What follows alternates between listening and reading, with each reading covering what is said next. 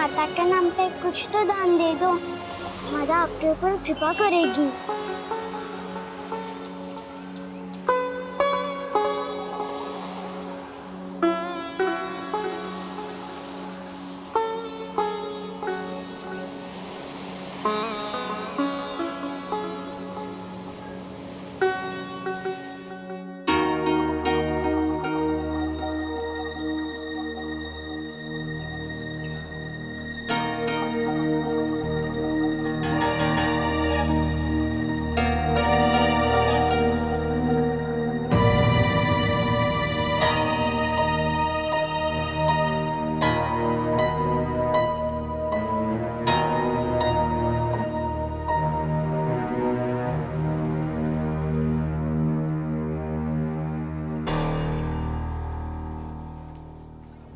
बड़ी बहू, क्या बात है?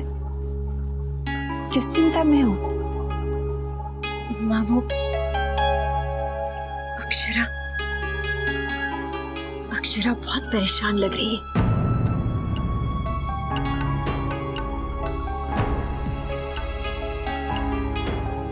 हाँ बड़ी बहू, जब से मैं आई हूँ मुझे भी ऐसा ही लग रहा है।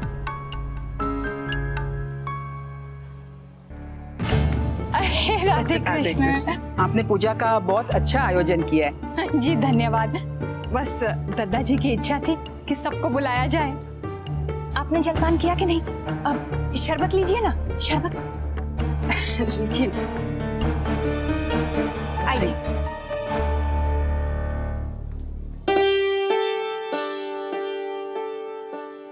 अरे आप लोग यहाँ क्यों खड़े हैं? आइए बैठिए ना। हाँ बेटा, बस बैठते हैं। दादी चलिए ना। हाँ बेटा।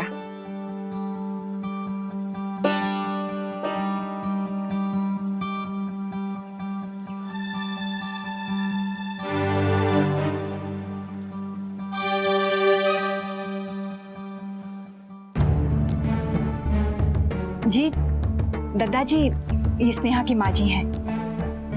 राधे कृष्ण। राधे कृष्ण। अच्छा किया शारदा बहन जो आप आई। जब से दादाजी ने बताया है कि आप हम सबसे मिलना चाहती हैं, हमसे बहुत खुश हुए। मैं इनसे यही कह रही थी, स्नेहा को भी साथ ले आती। दरअसल मुझे आपसे कुछ बात करनी थी, जिसके लिए मैं काफी समय से आपसे मिलना चाह रही थी।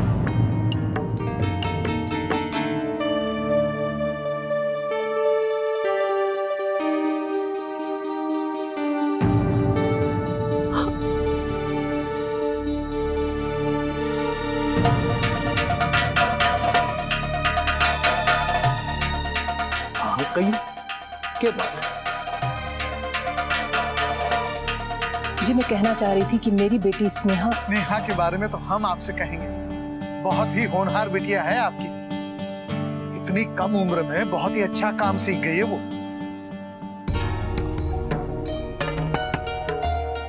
और मन से भी बड़ी शांत लागे है और सारा काम अपने घर पे बैठे बैठे चुपचाप करे है। स्नेहा के कारण ही हमें बहुत बड़ा ऑर्डर भी मिला है। इसी तरह अगर लगन लगाकर काम करती रही तो आपकी बिटिया की बहुत तरक्की भी होगी। आप लोग स्नेहा के बारे में इतना अच्छा सोचते हैं, उसके लिए धन्यवाद। लेकिन कुछ बातें ऐसी हैं जो शायद आपको नहीं पता।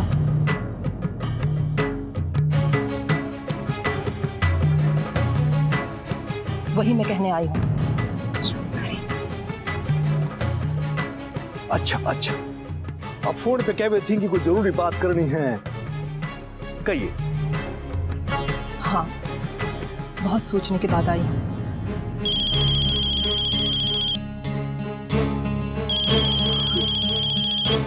हेलो अक्षरा जी, मैं स्नेहा बोल रही हूँ। तो नैतिक जी का फोन नहीं लग रहा था। आपका भी नंबर बहुत मुश्किल से मैंने मैनेजर साहब से लिया है। कहिए। वो माँ है वहां पे? हाँ, वो दादाजी से बात करने गई है। क्या? प्लीज उन्हें फोन दीजिए। वो मेरा फोन भी नहीं उठा रही है। कहिए कि बहुत अर्जेंट है, मुझसे बात करें। मैं नहीं चाहती कि वो दादाजी से जाके कुछ भी बात करें। हाँ हाँ, मैं अभी बात करा देती हूँ। बस आप 1 मिनट होल्ड करो। हाँ आंटी जी यहीं पर हैं, 1 मिनट। आंटी जी,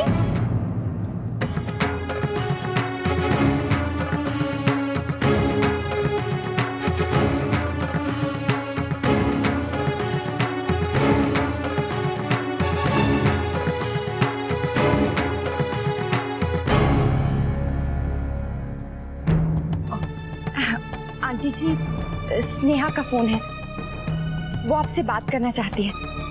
मैं उससे बाद में बात कर लूंगी। आंटी जी वो कह रही थी कि कोई जरूरी बात है, अर्जेंट है।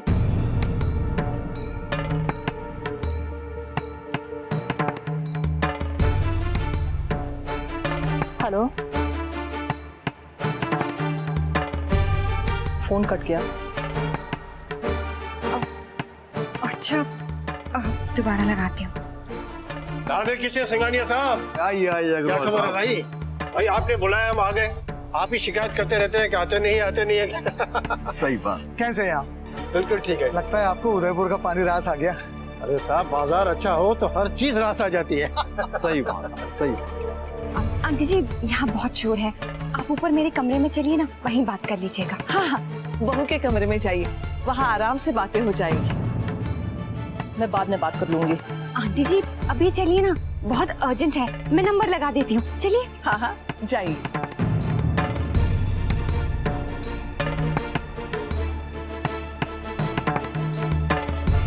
आइए।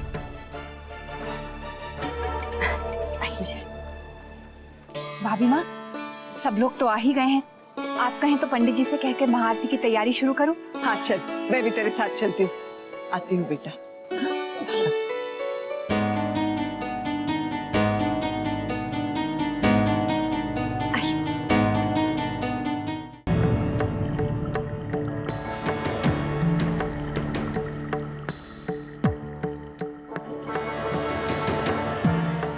हेलो स्नेहा, वो आंटी जी यहीं है, बात कर लो। हाँ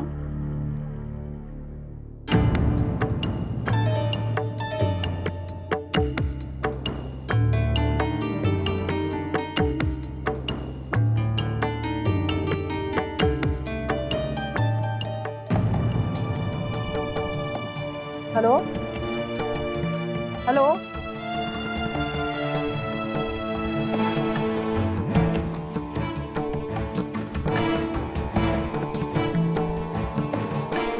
हेलो। हाँ बोलो स्नेहा, क्या बात है?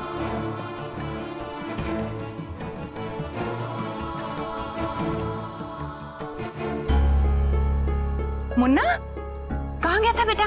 सब लोग पूछ रहे थे तेरे बारे में। अक्षरा ने आपको बताया नहीं? हाँ, डिजाइनर से मिलने। लेकिन बेटा कम से कम दादाजी को तो बता के जाता। क्या हुआ, बात बनी क्या? माँ वो, अरे मोहित, माँ मैं 1 मिनट में आया।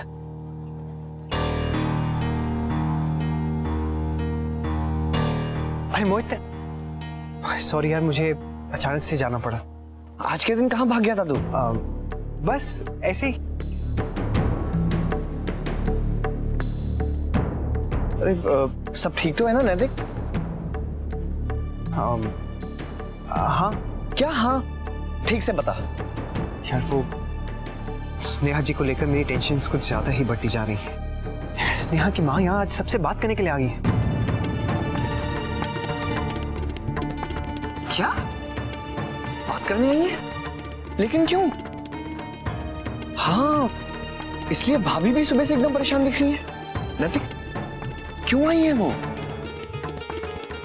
मेरी शिकायत करने, और क्या?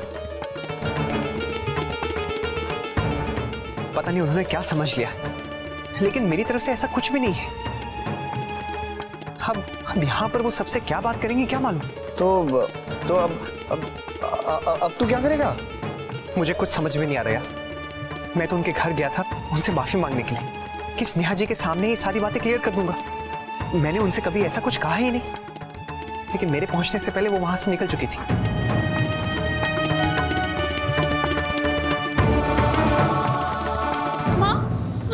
नहीं जाना चाहिए था।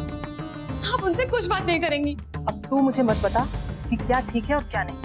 माँ, उनके यहाँ पूजा है आज, सब लोग आए होंगे। और माँ, मैंने आपसे कहा ना, मैं उनके लिए कोई काम नहीं करूंगी, उनसे कांटेक्ट तक नहीं रखूंगी। आप तो आ जाइए। वैसे भी हम उदयपुर छोड़ के जा रहे हैं ना। लेकिन ये अधूरा काम मैं पूरा करके ही जाऊंगी।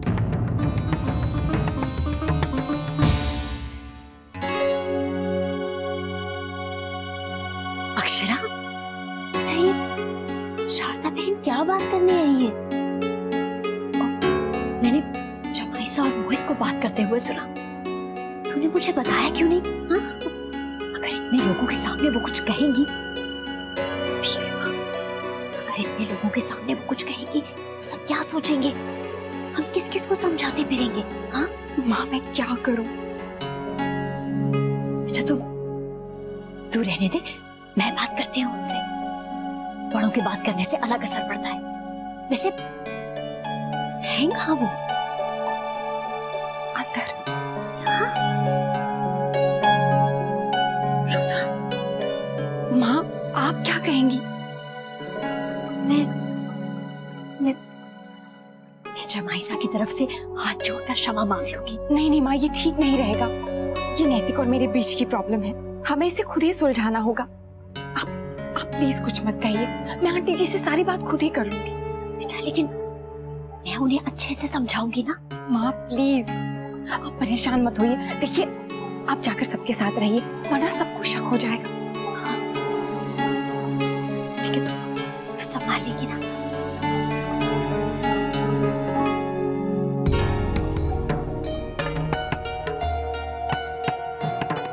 अब मुझे कुछ नहीं सुनना है, मैं फोन रख रही हूँ। मैं फैसला कर चुकी हूँ।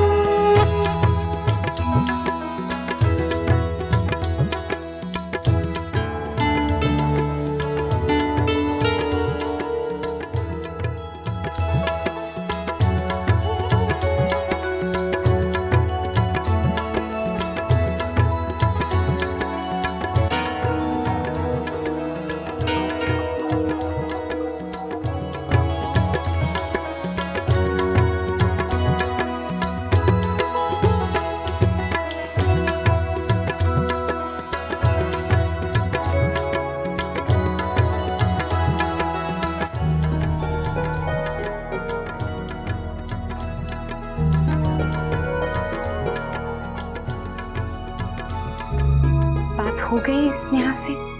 मैं यहाँ सिंघानिया साहब से बात करने आई थी। इधर उधर की बातों में इतना समय चला गया। आंटी जी आपको जो भी बात करनी है आप मुझसे कीजिए। आप प्लीज दादाजी के पास मत जाइए। तुमसे क्या कहूँ, जब मैंने बात करने के लिए फोन किया था तो तुमने फोन काट दिया था। और वैसे भी तुम अपने पति के खिलाफ कुछ क्यों सुनना चाहो? नहीं आंटी जी, ऐसी कोई बात नहीं है। मैं उस दिन के लिए आपसे माफी मांगती हूँ। दरअसल मैं बहुत घबरा गई थी कि कोई गड़बड़ ना हो जाए, बात ना बढ़ जाए। बात तो अब बढ़ चुकी है। अगर मेरी बेटी का हाल तुमने देखा होता तो ऐसा कभी नहीं कहती। और अब मैं ये बात खत्म करके ही जाऊंगी। आंटी जी प्लीज मेरी बात सुनिए। मैं आपका दुख समझ सकती हूँ। तुम कुछ नहीं समझती। तुम बच्चों को तो सब कुछ मजाक ही लगता है। अगर समझती होती तो बात यहाँ तक नहीं पहुंचती। जब कोई माँ अपनी बेटी को किसी के बहकावे में इस तरह तड़पते हुए देखती है तो उसे क्या एहसास होता है, इसका तुम्हें अंदाजा भी नहीं। आंटी जी मैं भी तो एक बेटी हूँ, आपकी स्नेहा की तरह, तो फिर मैं आपका दुख क्यों नहीं समझूंगी।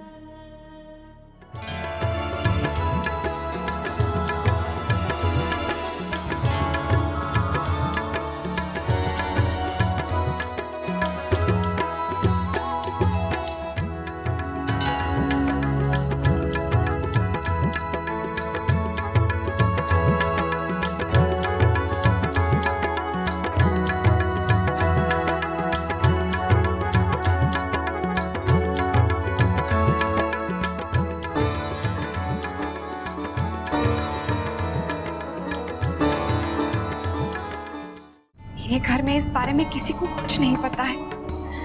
हमारे दादाजी इतने सच्चे इंसान हैं, कभी किसी के साथ बुरा नहीं होने दे सकते हैं। पूरी बिरादरी में उनकी सच्चाई की वजह से उनकी बहुत इज्जत है।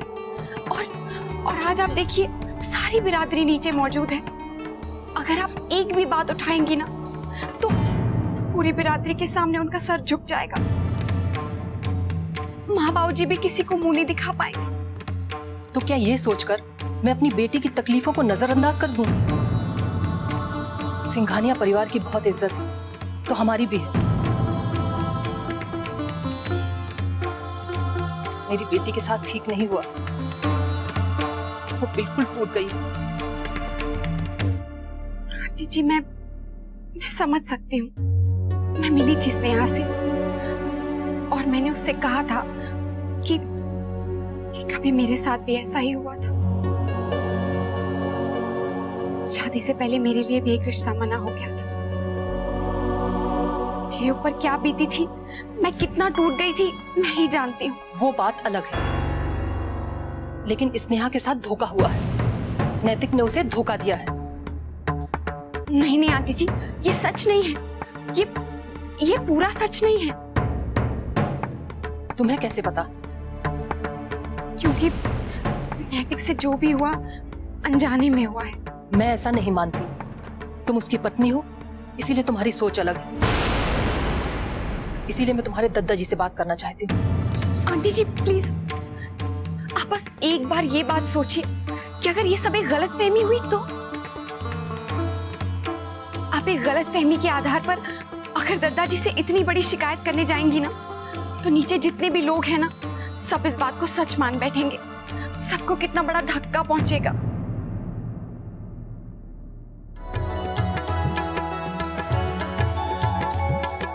अक्षरा कहाँ गई?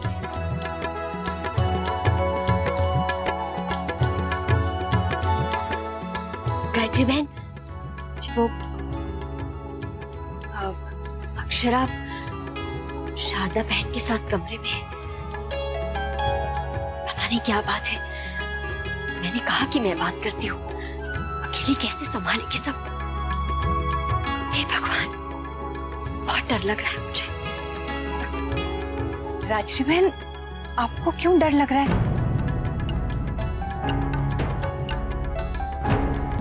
क्या संभालेगी अक्षरा? मुझे तो कुछ समझ में नहीं आया।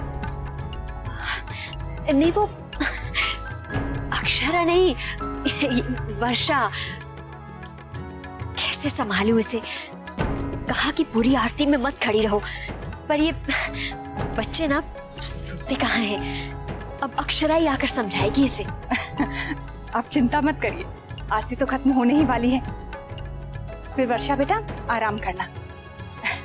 मैं अक्षरा को ही देखने जा रही थी, उसे यहाँ होना चाहिए।